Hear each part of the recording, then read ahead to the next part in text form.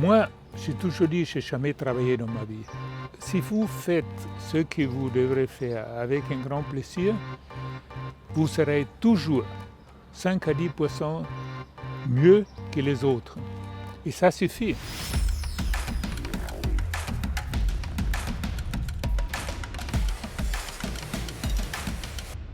Donc Peter Brabeck, merci pour l'accueil. On est un peu ici quand même chez vous, hein, entre Vevey et la Tour de Paix. C'est votre cadre de travail depuis les années 80. Et en face au lac et au Cramont.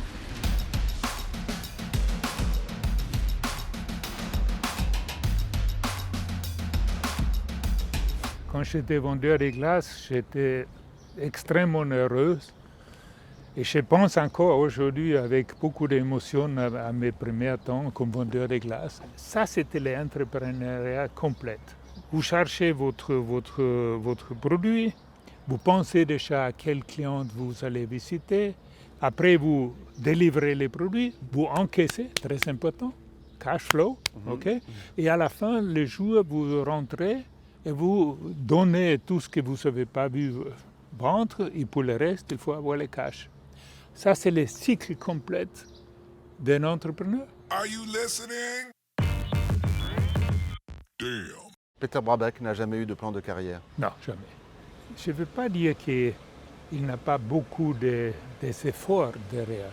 Tout le contraire. Mais quand ces efforts, ils sont pour te faire plaisir, ça devient plus d'efforts. Moi, je suis un homme de la montagne. Pour moi, c'est clair que la montagne, elle forme aussi la société. Et la Suisse, c'est un pays de montagnards. Et on le voit, on le sent. Les montagnards sont peut-être plus résilientes. Mais les montagnards sont aussi, ils ont un certain esprit d'indépendance. Mais ce n'est pas seulement ça. Il n'a pas de grandes matières premières. Ça amène que la valeur principale, c'est le travail.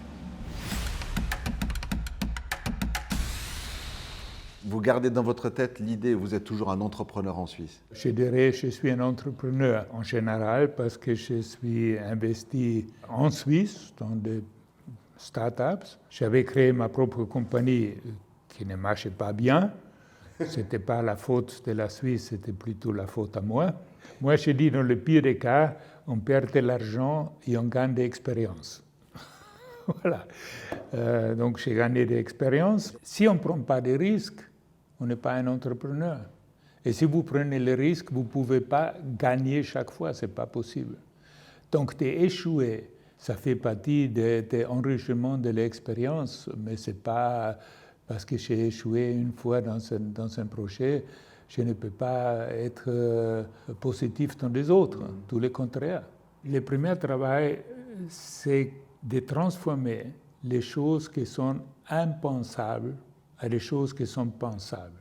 Et là, la deuxième partie, c'est de pensable à faisable. Yeah.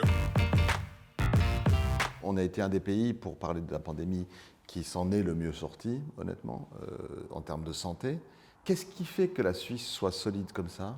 Pour moi, c'est clair.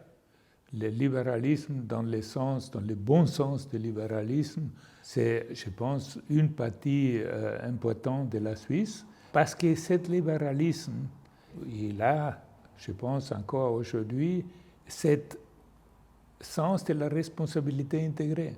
Parce que le libéralisme, s'il est mal interprété, il peut dire « je peux faire ce que je veux », sans aucune responsabilité. Mais ce n'est pas ça. Le vrai libéralisme, il a les choix, mais avec les choix, il vient aussi la responsabilité. Et c'est ça qui est bien ancré en Suisse. Et je pense que ça, c'est un des points forts de la Suisse. La pandémie, il a quand même montré aussi qu'il faut avoir une société qui soit résiliente. Mais plus résiliente veut dire qu'on fait des décisions qui n'ont pas l'optimisation des résultats à court terme. Il faut réfléchir à plus long terme. Je suis sûr qu'on va quand même prendre quelques leçons pour tous les pays en général. Dans les entreprises, je pense que l'aspect résilience va faire partie de la discussion stratégique des compagnies. Le système bancaire il est beaucoup moins efficace que ce qu'il était avant 2008, ça c'est clair. Regardez les rentabilités, les trucs, etc. Mais elle est plus résiliente. Et à mon avis, la même chose doit s'appliquer à des autres industries maintenant avec l'expérience qu'on a eue.